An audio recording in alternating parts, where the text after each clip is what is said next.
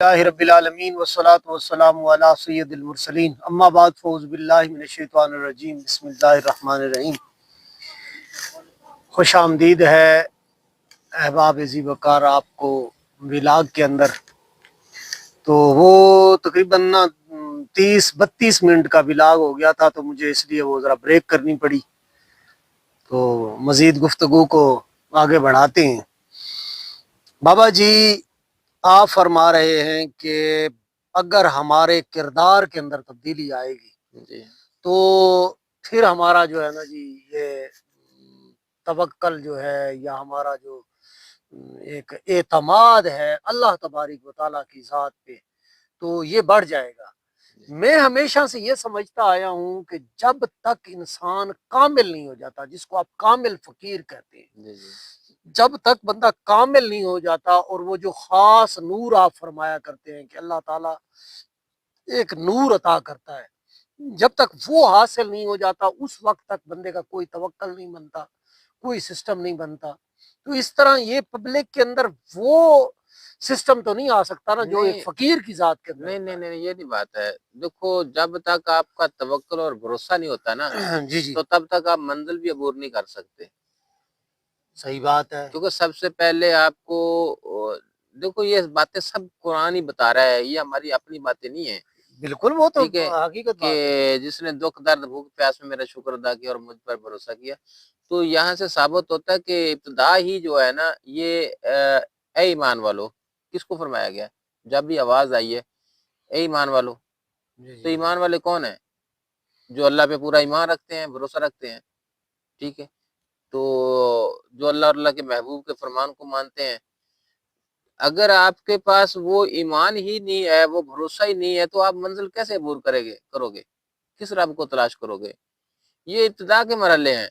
آپ نے اگر اچھا مسلمان بننا ہے نا تو پھر آپ کے اندر ایک درد پیدا ہونا چاہیے، انسانی درد۔ ٹھیک ہے، تو جیسے اللہ کہتا ہے کہ جب اگر مجھ سے تو محبت چاہتا ہے، تو مجھ سے دوستی کرنا چاہتا ہے، تو پھر میرے بندوں سے پیار کر۔ صحیح، ٹھیک ہے، میری مخلوق سے پیار کر، میری مخلوق پر رحم کر۔ تو جب آپ کے اندر رحم ہی نہیں ہے، درد ہی نہیں ہے، صرف اپنی ذات کے لیے جیتا ہے، تو پھر تو آپ سے جانور افضل ہے۔ اگر آپ نے جانور سے افضل بننا ہے تو پھر آپ کے اندر وہ انسانیت کا ہونا ضروری ہے، انسانیت کا ہونا ضروری ہے۔ تو آپ کیسے ثابت کریں گے کہ ہم انسان ہیں، ہم اچھے مسلمان ہیں؟ کیسے ثابت کریں گے؟ کردار سے پتہ چلے گا۔ اگر آپ کا کردار بہتر نہیں ہوتا تو آپ کیسے کسی کو کہیں گے کہ ہم اچھے مسلمان ہیں؟ تو اگر آپ نے اپنے آقا مصطفیٰ صلی اللہ علیہ وسلم کی تعریف یا ادب کرانا ہے تو پھر آپ کو کردار اچھا کرنا پڑے گا، ورنہ آپ اسلام کے دین کے دشمن ہیں۔ ٹھیک ہے، اگر آپ کردار اچھا نہیں کرتے تو اس لیے میرا پیغام ہے آپ سب کو کہ آپ سب مسلمان بھائی بھائی ہیں تو اور بھائی بھائی بن جائیں، یہ نفرتیں مٹا دیں، نفرت سے باہر نکل آئیں، فرقے سے باہر آ جائیں، اور سیاست سے باہر آ جائیں، قومیت سے باہر آ جائیں، سب ایک پیج پہ آ جائیں، ایک قوم بن جائیں۔ اگر آپ ایک قوم بن جاؤ گے تو آپ کا کوئی بھی بال ونگا نہیں کر سکتا۔ وہ تو صاف ظاہر ہے جی، اتفاق جب ایک گھر میں اگر 5 بھائی ہیں نا تو ان کا آپس میں اتفاق ہے نا تو ان کو کوئی نقصان نہیں پہنچا سکتا۔ اگر وہ بھائی علیحدہ ہو جاتے ہیں، بے اتفاقی پیدا ہو جاتی ہے، تو پھر کوئی بھی گردن سے پکڑ کے دبوچ سکتا ہے۔ ٹھیک ہے، تو اسی طرح اگر آپ ملک کے ہمدرد ہیں یا دین کے ہمدرد ہیں تو پھر ایک قوم بن جائیں۔ ٹھیک ہے، تو میں تو یہ کہتا ہوں کہ جو فتنہ پھیلاتا ہے وہ سب سے بڑا شیطان کا بھائی ہے۔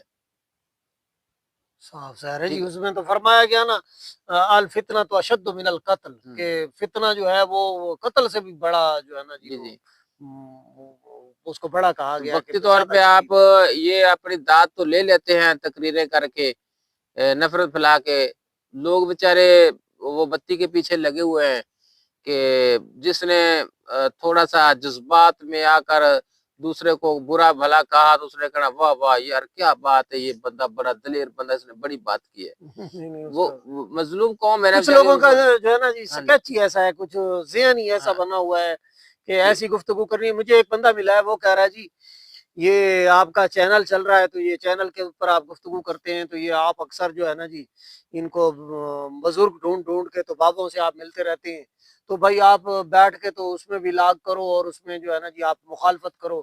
وہ 2-4 شخصیات کے انہوں نے نام لیے تو ان کی جو ہے نا جی آپ مخالفت کرو تو آپ دیکھیں آپ پھر آپ کا چینل کیسے اوپر کو جاتا ہے.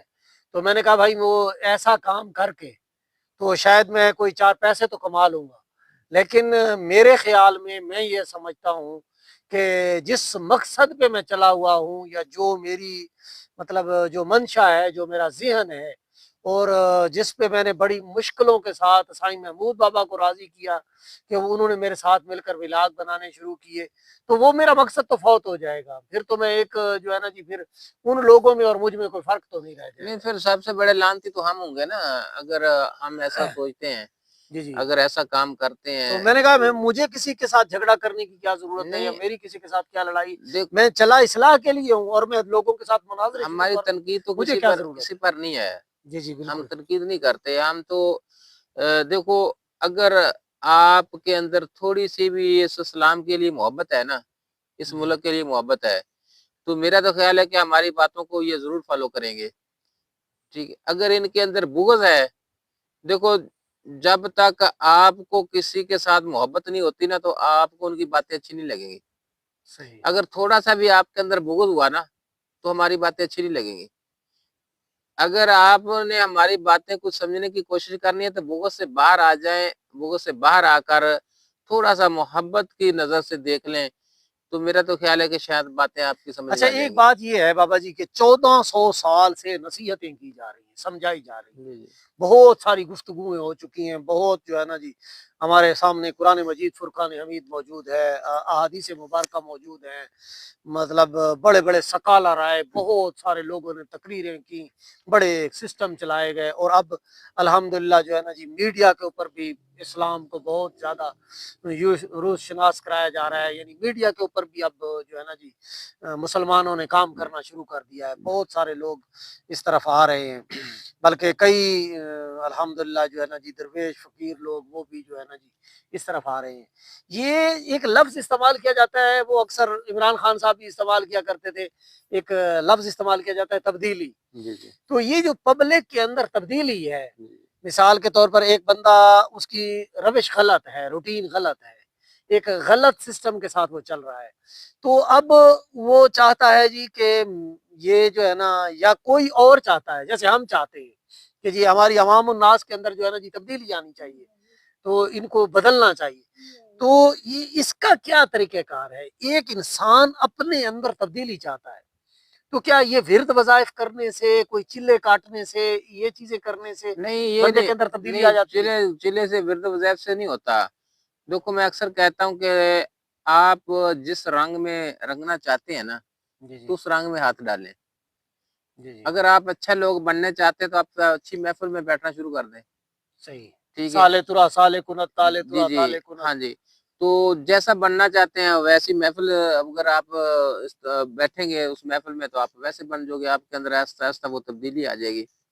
تو آپ کوشش کریں کہ آپ سچے جو ایماندار لوگ ہیں جو رائے حق پر چلنے والے لوگ ہیں جو اللہ والے لوگ ہیں ان کی بیٹھک میں بیٹھنا شروع کریں. ان کے ساتھ اصلاح میں بیٹھیں ان کے ساتھ ہم کلام ہوں تاکہ آپ کے اندر وہ تبدیلی آنا شروع ہو جائے گی. اگر پڑھائی سے تبدیلی ہوتی تو پھر علماء کے پاس ہی ہوتی کہ مقصد کہ وہ سارا دن مسجدوں میں رہتے ہیں نمازیں بھی پڑھتے ہیں قرآن بھی پڑھتے ہیں تو ان میں تبدیلی آنی چاہیے تھی. ٹھیک جی ہے. جی لیکن ان کے اندر تبدیلی آنے سے دیکھو پھر یہاں تنقید والی بات آ جائے گی. کہیں گے کہ بابا جی پتہ نہیں ان پہ تنقید کرتا ہے. سب علماء ایک جیسے بھی نہیں ہے اچھے لوگ بھی بہت ہیں. تو لیکن میں ان لوگوں کے لیے کہہ رہا ہوں کہ جو لوگ ہمارے دین کا نقصان کر رہے ہیں مقصد جو فتنہ فساد پھیلاتے ہیں میرا پیغام ان کے لیے ہے. تو آپ اکثر میں یہ آواز دیتا ہوں ان لوگوں کو جو لوگ عاشق لوگ ہیں جو ایمان رکھنے والے لوگ ہیں جو جن کے اندر یہ درد ہے میں ان کو پکارتا ہوں کہ آؤ باہر نکلو. اب اندر بیٹھنے کا وقت نہیں ہے.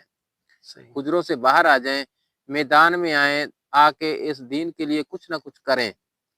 دیکھو ذات کی جو عبادت ہے نا اللہ اس کو نہیں پسند کرتا. صحیح. اللہ تو کہتا ہے کہ اگر مجھے اس عبادت کی ضرورت ہوتی تو پھر جنس پرند جو بھی مقصد کے مخلوق ہے اللہ کی، ہر مخلوق اللہ کی ثنا اس کی تعریف بیان کرتی ہے۔ جی جی تو اللہ پاک نے اس انسان کو کسی اور مقصد لیے بھیجا ہے، تو وہ جب یہ حق والے لوگ کھڑے ہوں گے نا، عاشق لوگ کھڑے ہوں گے، تو انشاءاللہ یہ تبدیلی آنی شروع ہو جائے گی۔ ہمیشہ یہ بابا جی جملہ استعمال کیا جاتا ہے کہ اللہ تعالیٰ نے نا انسان کو کسی اور مقصد کے لیے بھیجا ہے، ٹھیک ہے نا جی۔ اچھا یہاں آ کے نا تو ایک فل سٹاپ لگ جاتا ہے۔ اکثر اوقات میرے کانوں میں یہ جملہ گونجتا رہتا ہے، اکثر لوگوں سے میں نے یہ بات سنی ہے۔